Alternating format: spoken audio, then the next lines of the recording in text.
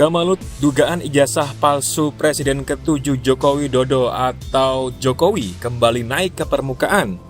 Tanggal 6 Oktober 2025, Roy Suryo CS berikut dengan tim hukumnya datang ke Barreskrim Polri dengan membawa sesuatu yang mereka sebut bukti baru.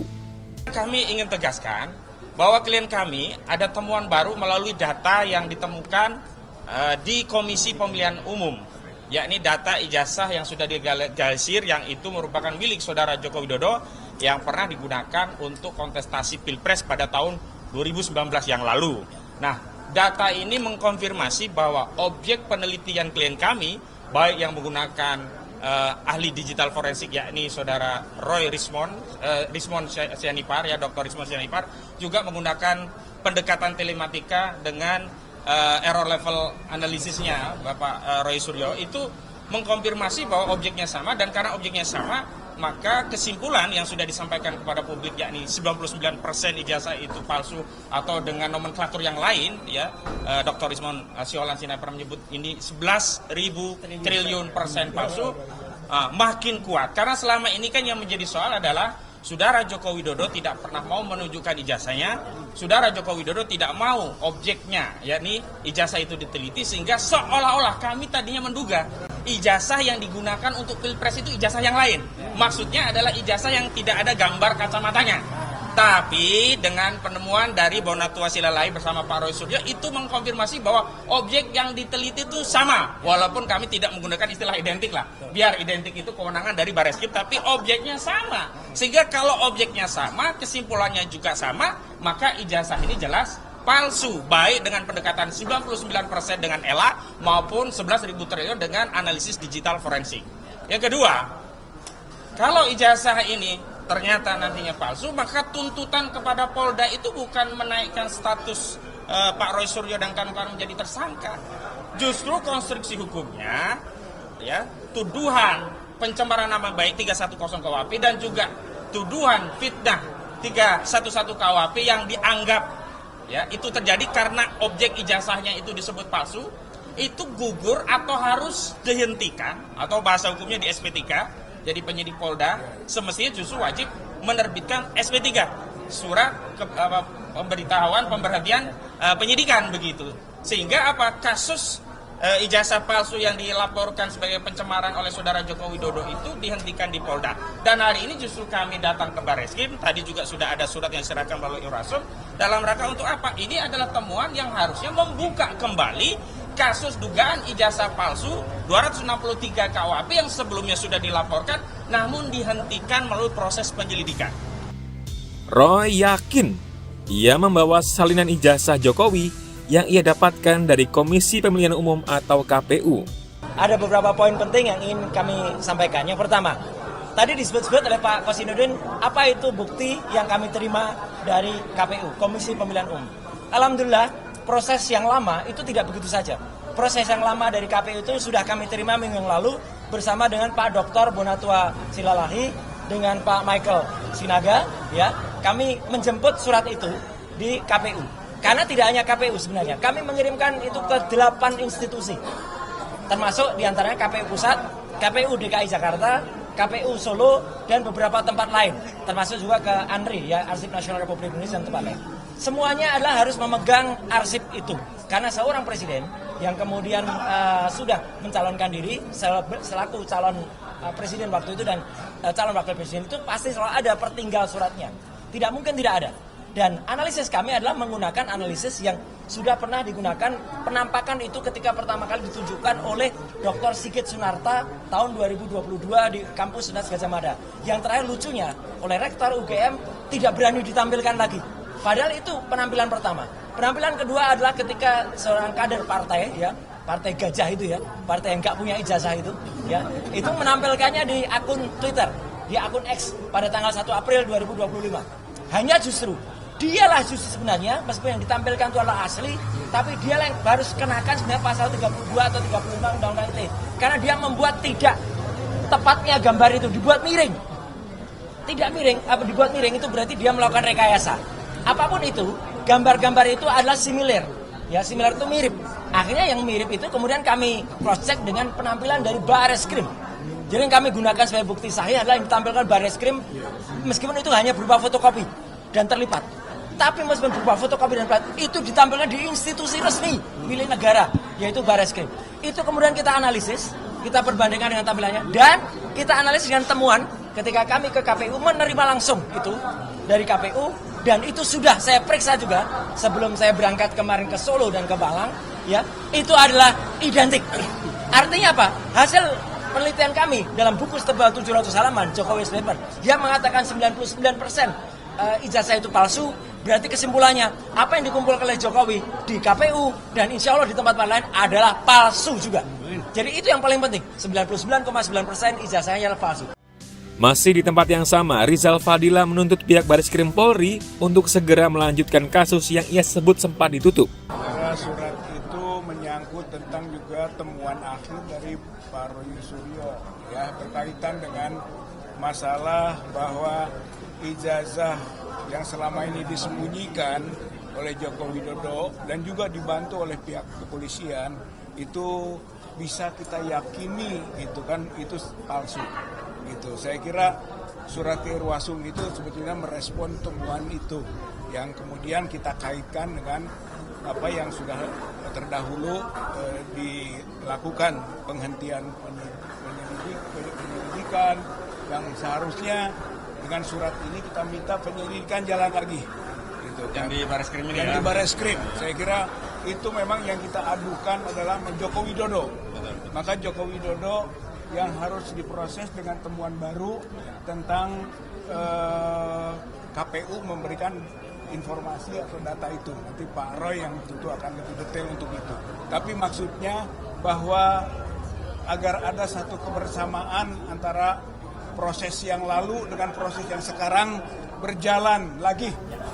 Roy Suryo yakin salinan ijazah Jokowi yang ia terima langsung dari KPU memiliki kemiripan hingga 99,9% dengan dokumen yang sebelumnya ia sebut palsu.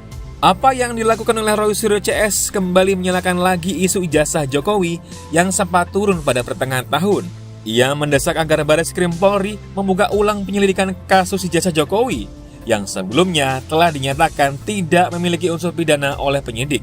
Salinan dari KPU dikasih, jadi itu kabar bohong ya. Kalau ada orang-orang yang oh iya, itu nanti kita berikan sebagai salah satu info. Oke. Nah ini ya. Meskipun ini kami pertanyakan, ada beberapa kok ditutupi.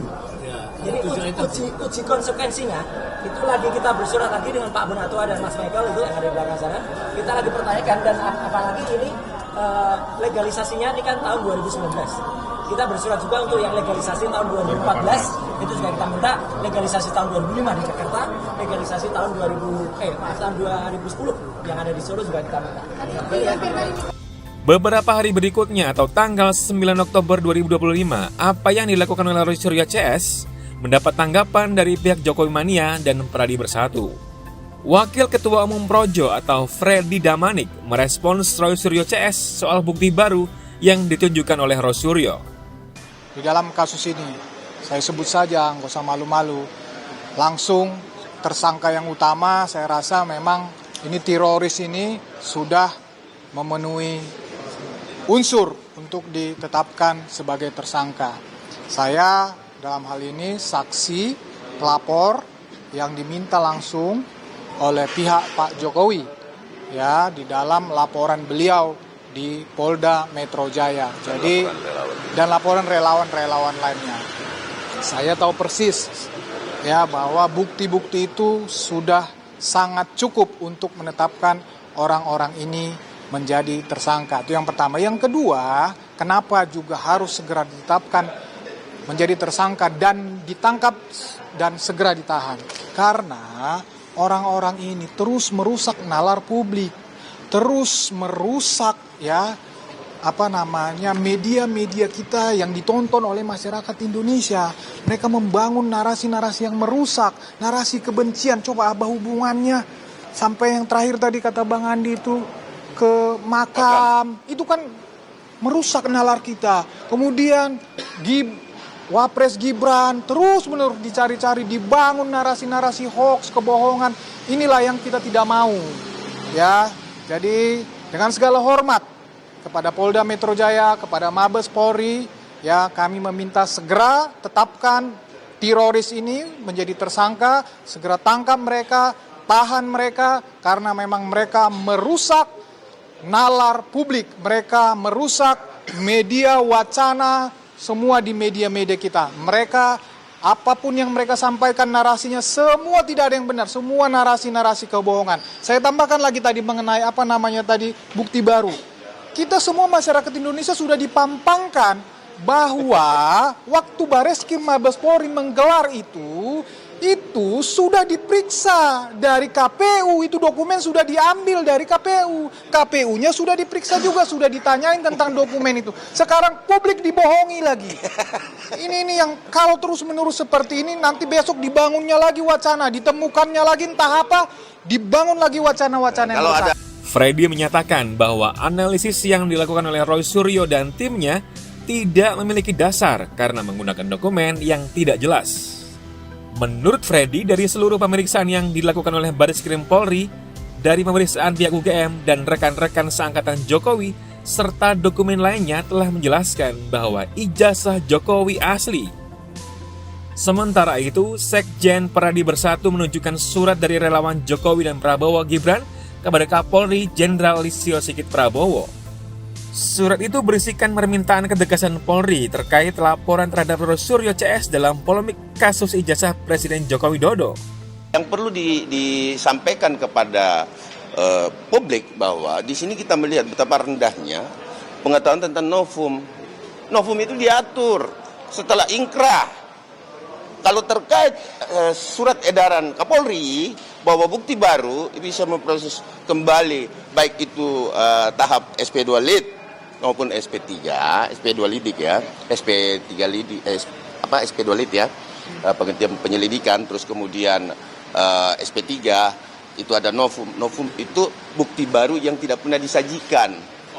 Paham ya teman-teman ya? Jadi jangan kita sesat terus nih. Ya. Novum. Ya novum. Ini hal yang sangat menggelikan menurut saya. Dan perlu diingat teman-teman, yang datang kemari ini adalah para relawan yang melaporkan di 3 Polres. Tadinya 5 ya. 5 menjadi 3. Ya. Kita tidak ada urusan korelasi dengan laporan Bapak Insinyur Joko Widodo. Tetapi hari ini kita menekankan bahwa tahap proses ini harus dilewati. Bahwa proses sampai dari lidik, sidik, BAP, tersangka dan lain-lain itu harus dilewati. Nah saat ini sudah masuk ke tahap penyidikan. Nah kalau sudah penyidikan, emang mau diapain lagi nih? Stagnan nih, ya kan? Ya kami mendesak, memberikan teguran kepada Mabes Polri untuk segera menegur Polda Metro Jaya. Ya apabila tidak kami propampkan. Ini tidak boleh main-main ini. Cuman saya yakin betul bahwa Polda Metro sekarang lagi mempersiapkan. Tetapi kami tetap memberikan fungsi kontrol kita sebagai masyarakat yang pelapor, ini wajib kita fungsi kontrolnya untuk mendesak supaya segera. Karena kenapa? Ada yang sangat menyedihkan.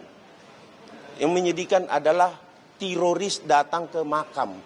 Ini hubungannya makam apa sih? Apa sih makam ini, teman-teman? Coba teman-teman. Ini analogi kita jadi buntu gara-gara orang-orang seperti ini, bahwa tidak ada lagi hal yang bisa dia sampaikan. Novumnya juga bukan novum, ya kan? Ya ke makam deh, ya kan? Lama-lama kita ziarah semua nih, ya kan? Nah. Sementara itu, Wakil Ketua Umum Joman atau Jokowi Mania Andi Asman menegaskan, gelar perkara segera cepat digelar dan dilakukan penetapan tersangka oleh pihak kepolisian. Tadi kan dikatakan dari Bang Ade, dengan terkatung-katung lah istilahnya ya, quote-unquote ini, jadi mereka ini merasa kebal hukum. Karena mereka merasa kebal hukum ya, dan dia juga bertindak sewena-wena.